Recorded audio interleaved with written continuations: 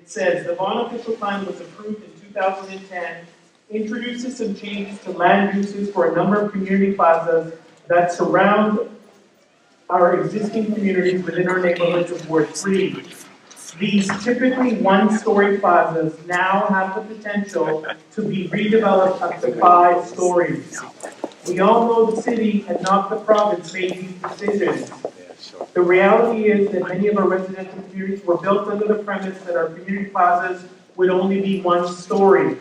If the city continues to allow landowners to redevelop up to 5 stories, many of our residents will have their homes devalued because they will be overshadowed by these newly redeveloped towers that are 5 stories high.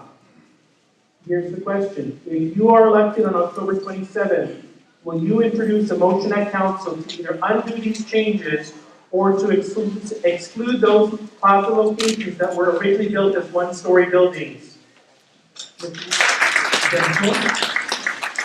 Thank you very much. I just want to make sure everybody in the room remembers that this BOP 2010 was approved in a big hurry just before the last council ended in June, or in September actually. And there are people that are running again to get back on the council, and they have to take responsibility for what was done.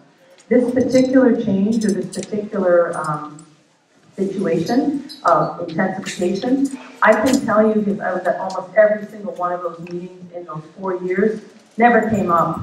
The public did not know that this is what was going to happen. It wasn't part of the discussion.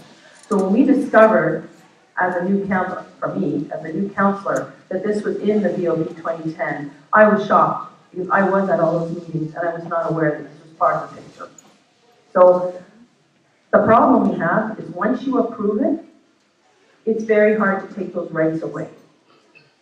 So that's why we've asked our staff to see what can be done about making this change. And I will do everything I can to try to make that change, to protect our low-density community. Thank you.